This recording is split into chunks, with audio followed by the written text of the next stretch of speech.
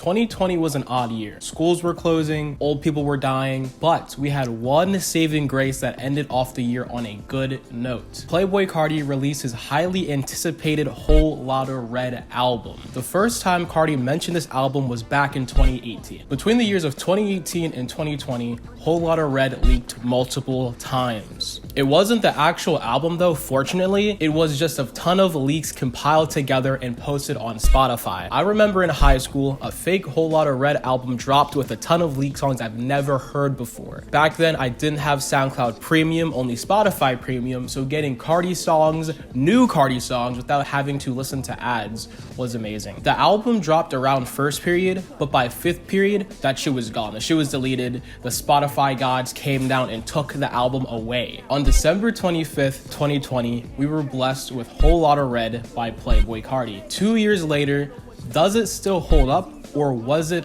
all hype? Hello, my name is Sleeping Tetsuo, and today we will be taking a deep dive on Whole Lotta Red by Playboi Carti. Now, as you can see, it is Christmas, so we do have my festive scarf that I got from Dollar Tree just from this video. But unfortunately, the other pom-pom ball fell off as soon as I picked it up, so you guys have to deal with some uneven pom-poms, unfortunately. Also, I am not good at reading scripts, if you can't tell already, so I do have my laptop down here looking at all my pages.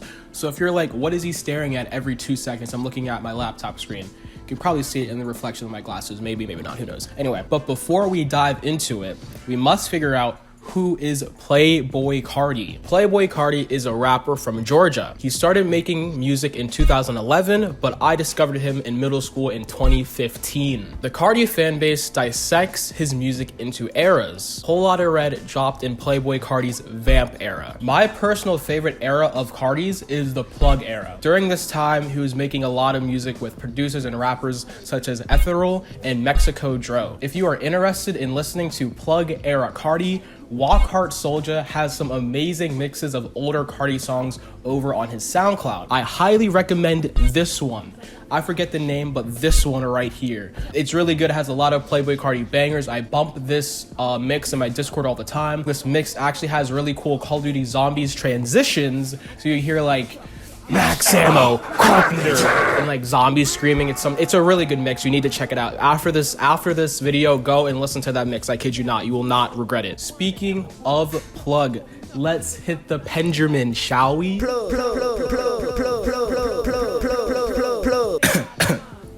All right, back to the video. During the Vamp era, Carti was posting a lot of photos of himself with horns, crosses on his forehead, and clown makeup. Allegedly, he even skipped his son's birth to play vampire-themed video games. Allegedly. Whole Lotta Red's album cover is a reference to Slash magazine. Slash was a magazine that focused on the LA punk scene that lasted from 1977 to 1980. I'm gonna be honest, I haven't listened to the album front to back since probably early 2021. So there are tracks that I remember being kinda mid or I straight up just did not like. But for this album review, I was in my car, I was at the gym, and I was bumping this album consistently.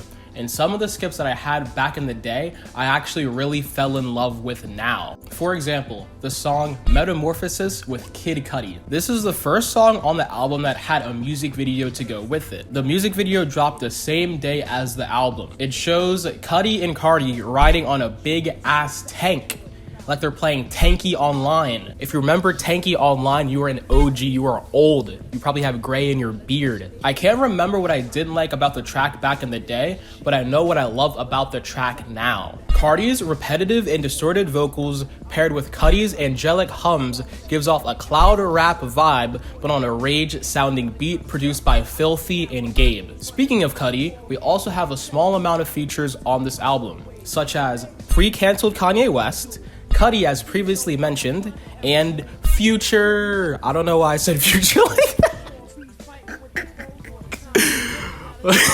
As I stated in my previous album review, which you should go and watch by the way, I am not a huge fan of long ass albums. 24 tracks means there is a lot of room for filler songs, which there are on this album. For example, the opening song to the album, Rockstar Made, is absolutely mid and is an automatic skip. Same thing with meh, not to be confused with at meh. New Neon suffers the same fate. Carti isn't really saying anything on this track. He's just saying words, he's just speaking. No message behind the speaking, he's just speaking. I like Carti's repetitiveness on most of the tracks, but on New Neon, it's too repetitive. Control sits on the cusp of being a good song and mid at the exact same time. After you get through the 30 seconds, the song becomes pretty enjoyable.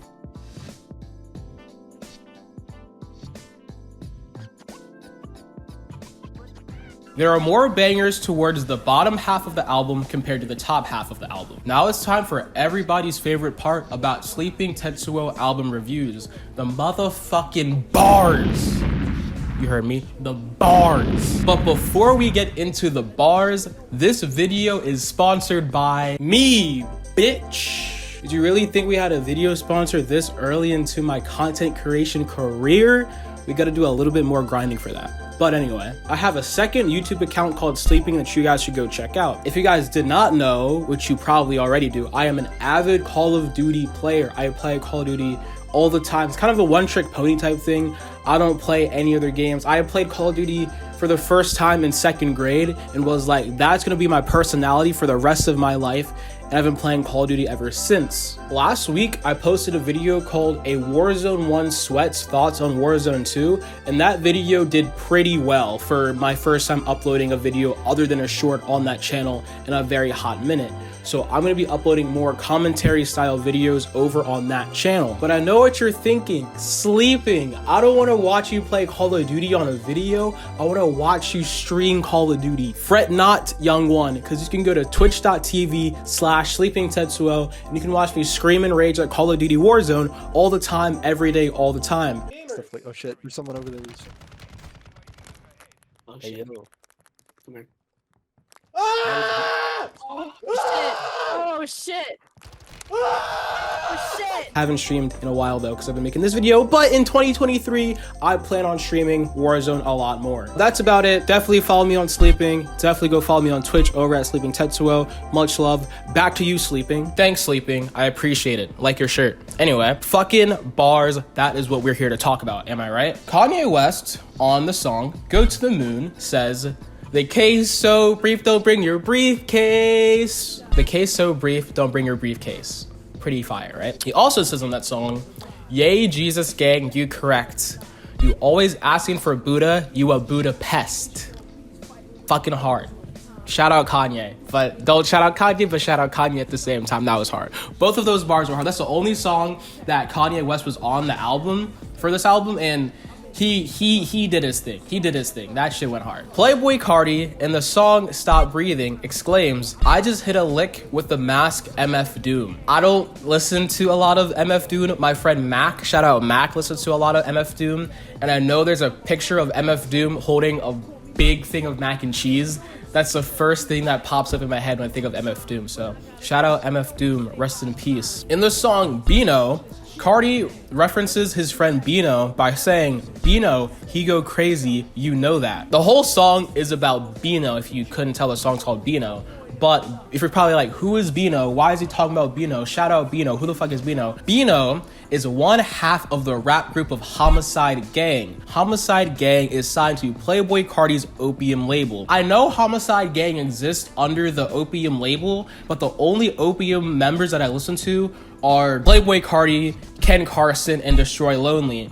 And I think that Glock 40 Spaz is gonna get signed or is signed to Opium, but I want to listen to him. I haven't really gotten to him all too much, but I do not listen to Homicide Gang whatsoever, and I'm going to tell you why. They both wear these matching shirts, and it low-key looks corny as hell. I don't know what fucking high school prep rally they're about to go to, but I just haven't listened to them just because they're wearing matching shirts. I should probably give them a listen. I should probably bump them. I should probably get into them. I should probably explore their discography and all that jazz, but something about those matching shirts, bro, I'm just like, nah, bro. They can get put on the very back burner. I'll listen to them, like, eventually, but not right now. Going on, I referenced this earlier in the video, but Playboi Carti says on the track Slayer, I caught a body and went on vacation. She's sucking my dick. I was on PlayStation. Carti's ex-girlfriend Iggy Azalea said that Carti has been cheating on her and he's been playing PlayStation with Lil Uzi mid-pandemic. All I gotta say is that the game gets serious and I do not blame Carti whatsoever. If you got the urge to game, you got a game, bro. You feel me? And the funniest thing is, bro, I read this on Reddit that Carti wasn't even playing video games with Lil Uzi. Like, they weren't playing like 2K or COD or like split screen Fortnite, bro. Carti was allegedly playing fucking Infamous. Oh my god. Carti was playing Infamous, bro. He wasn't even playing like a fucking 2-player game. He was at Uzi's house fucking shocking me. I don't know, bro. It's something about Carti playing fucking Infamous. It's fucking stupid. I don't know. I have returned. My camera cut off randomly, kind of annoying, but my washer upstairs was doing the spin cycle and it was really loud, so everything happens for a reason. Back to where we were. On the track, meh, Carti exclaims, "Rockstar shit, but I'm not Machine Gun." This is an obvious Machine Gun Kelly reference. Machine Gun Kelly also dropped a punk/rock album called Tickets to My Downfall that year. On the track, Vamp Anthem, Carti says, "I'm playing with them birds like I'm Larry. I'm not gonna break that bar down for you. Use your context clues you learned in high school." On the song, Punk Monk, there are a ton of bars. Some are talking about late rapper Lil Keed, rest in peace. Other bars are talking about trying to sign Trippie Redd before anybody else. But the main bar that hit home and stuck out for me was, "And I thought I had Pierre, but the label tricked me." What?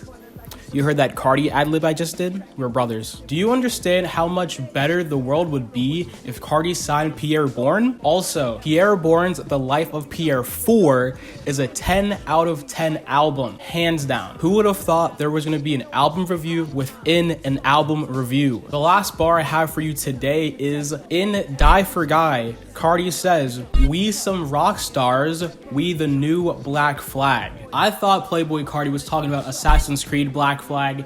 Don't ask me why. But he's actually talking about a punk band from 1976 that are called the Black Flag that are said to be the pioneers of punk music. In conclusion, Whole Lotta Red is one of my favorite albums and it means a lot to me. This is the last album I really remember bumping in high school before I graduated. I was on Snapchat fighting for my life, telling the people that it wasn't mid and they were tweaking. This album has amazing producers, amazing music videos, glorious bars, and I would have to rate this album a whopping 8.3 out of 10. Now, some people are like, that is a very high rating for all the negative things you gave it. But I don't think giving it a 7, I think a 7 is too low. And I think anything above an 8.3 is too high. So I think an 8.3 is the perfect score and the most fair score I could give Whole Lotta Red by Playboi Carti. I highly recommend it. Even though there are some filler here and there, I still think it is a wonderful listen and you should listen to it if you have not listened to Whole Lotta Red front to back. Thank you for watching. I appreciate you. I love you for sticking the whole way through this very long video. I will definitely make more of these. The last album review did extremely well, so I decided to put more effort, more time, more love into these. So definitely expect another album review coming in the near future. Have a wonderful 2023. Merry Christmas. And if you don't celebrate Christmas, happy holidays. Brush your teeth, sleep well, and I will catch you guys later. Plug.